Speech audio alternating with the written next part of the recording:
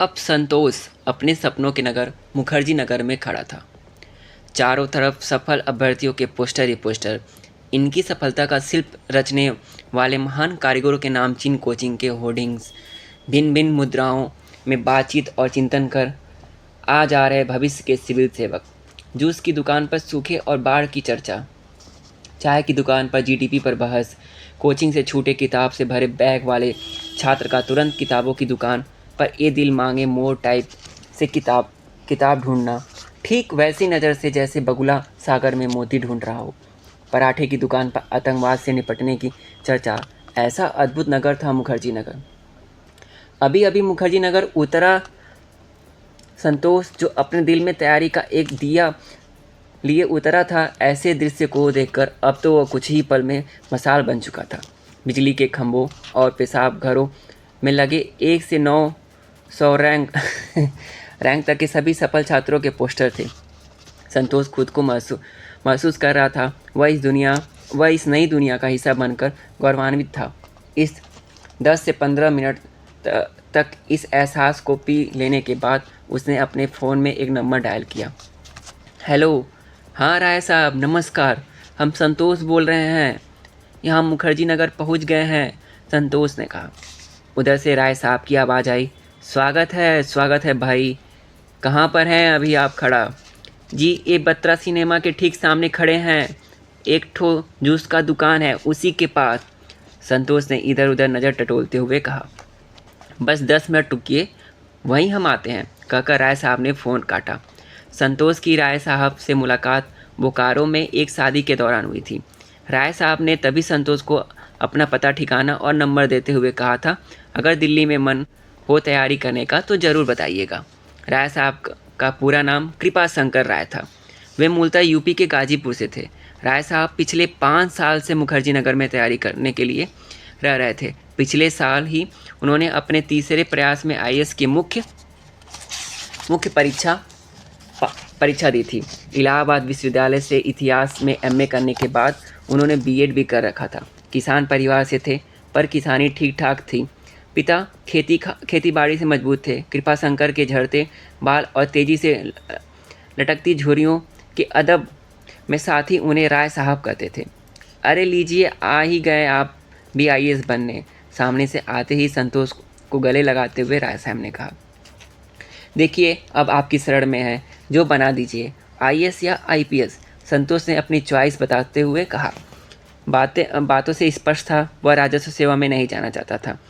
5 feet 6 inch under shirting किए हुए, खुद से सिलवाए हुए सफ़ेद पर फिरोजी चेक की शर्ट और काली पैंट पहने, बड़ा बकलस वाली बेल्ट,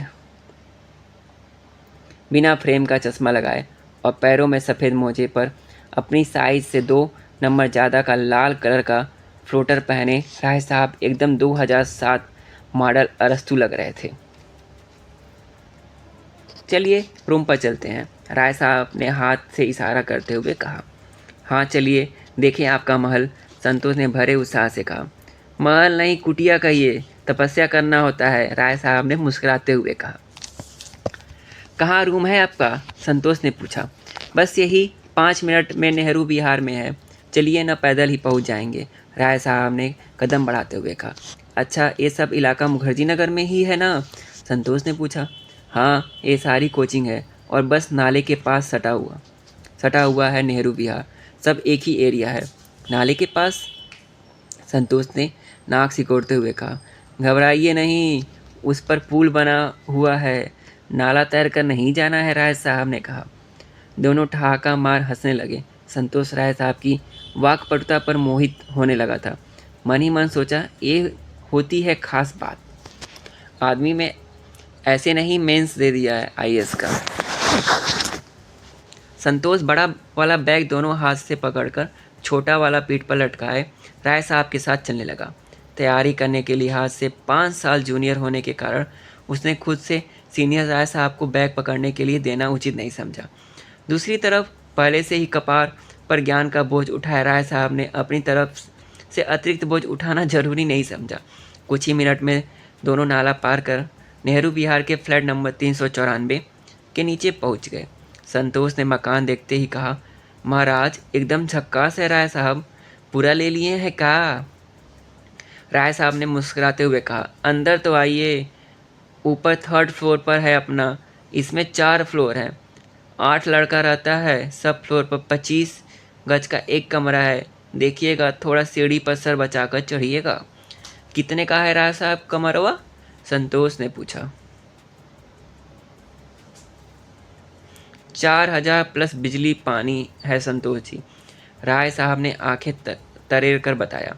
ऊपर कमरे तक पहुंचते संतोष का दम फूल चुका था। इतना भारी बैग लेकर चढ़ना एवरेस्ट की चढ़ाई जैसा था। दमे की मरीज की तरह हाफ रहा था बेचारा। राय साहब ने ताला खोला और दरवाजे के अंदर की तरफ धकेला। घुसते ही संतोष को एक ऐसी गंध आई जिसे उसने इससे पहले कभी महसूस नहीं किया था। एकदम नया गिनहा फ्लेवर था।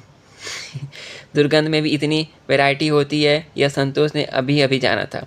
ऐसी दुर्गंध भागलपुर सब्जी मंडी में बरसात के दिनों में भी नहीं सूंघी थी। उसने उकाई आने लगी, पर मजबूरी में अगले ही क्षण उसने अपने स्नायु तंत्रों का नियंत्रण कर उस दुर्लभ दुर्गंध से अनुकूलता बिठाकर खुद को एडजस्ट कर लिया था। दिल्ली उतरते ही समझौतावादी हो गया था बेचारा संतोष।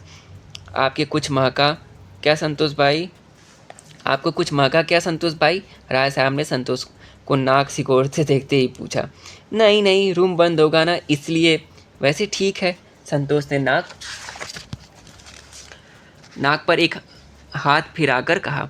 अरे जब आपके फ़ोन आया तब हम खाना का टिफ़िन खोले थे, ऐसे ही खुला छोड़ निकल गए थे, वही थोड़ा स्मेल मार रहा है, राय साहब ने खुले टिफ़िन को चटाई से हटाते हुए कहा। संतोष के लिए सोचना लाजमी था कि जब खाना ऐसा गंध कर रहा था तो बाथरूम की दशा क्या होगी। संतोष को रूम पर बिठाकर राय जी दूध का पैकेट लाने नीचे चले गए। संतोष ने कुर्सी पर बैठे बैठे एक नज़र उस पूरे कमरे पर दौड़ाई। दरवाजे से घुसते ही बाईं ओर दुर्लभ शौचालय था। उसकी दशा देख कोई भी राय साहब के सामाजिक दायरे का अंदाज़ा लगा सकता था। दुर्गंध बता रही थी कि दिन भर में कम से कम 15 लोग जरूर उस बाथरूम में मूतने जाते होंगे, वे भी बिना पानी डाले। बाथरूम से बाहर एक बेसिन था जिसमें नल के पास चप्पलें खोसी हुई थीं। पान की पीक और गुटखा ऐसे अड़ा पड़ा था जैसे चौरसिया पान भंडार का पिछवाड़ा हो। किचन में अखबार और जूते रखे हुए थे। चूँकि खाना टिफ़िन का आता था तो वहाँ कुछ और रखने का मतलब नहीं था। कभी कभार इमरजेंसी के लिए एक छोटा सिलेंडर और कुछ समझ नहीं आने वाला सामग्री एक कोने में रखी हुई थी। कमरे के अंदर एक कोने पर एक रैक में मोटी मोटी विशालकाय किताबें रखी हुई थी। एक रैक के निचले सेल्फ में एनसीईआरटी की किताबें और उसके ऊपर बादाम का डिब्बा रखा हुआ था। दूसरे सेल्फ में घी की शीशी, बनफूल तेल, इसबगोल की भूसी और बाल झड़ने की कुछ दवाइयाँ रखी हुई थी। ऊपर की सेल्फ पर एक बड़ा सा दर्पण, पतंजलि का फेस वॉश, पतंजलि का मुरब्बा, पतंजलि का दंत कांति टूथपेस्ट, पतंजलि का आंवला जूस, मुल्तानी मिट्टी, घृत कुमारी तेल और पतंजलि की अजवाइन एवं हरड़ पाचक रखे हुए थे। पतंजलि के इतने सारे प्रोडक्ट देखकर कोई भी कह सकता था कि शायद पतंजलि का यूपीएससी के साथ कोई व्यापारी करार हुआ हो। बेड से सटे टेबल पर पत्र पत्रिकाओं का एक बड़ा सा टीला खड़ा था। दीवार पर एक तरफ भारत और विश्व के नक्शे चिपके हुए थे और उन पर कई विशेष जगहों पर लाल हरे स्केच से गोल किए हुए थे, जैसे किसी गड़े खजाने की खोज का मिशन हो। दीवार पर एक तरफ हनुमान जी और माँ काली की बड़ी सी तस्वीर ब्लैक टेप से चिपकाई गई थी। बैंड अर्थात बेड के सिरहाने 15-20 पन्नों में लिखे सिलेबस को साटा गया था। जो जगह बची हुई थी वहाँ मुख्य खबर वाली अखबार के कतरने को साट दिया गया था। मुख्य खबर वाली अखबार की कतरन मतलब जो कटपिट होती थी को साट दिया गया था। पूरे कमरे को देखकर ऐसा लग रहा था जैसे पहाड़ी दवाखाने वाले वैद्य का तंबू हो। 25 गज के इस कमरे में बेड, मेज, कुर्सी, रैक समेत बाकी सामान रखने के बाद बस इतनी सी जगह बची थी जहाँ संतोष ने अभी अभी अपना बैग रखा था। संतोष ने मन ही मन सोचा, सचमुच तपस्या कर रहे हैं ये लोग। इसका अगला पार्ट भाग 4 अगले वीडियो में। धन्यवाद।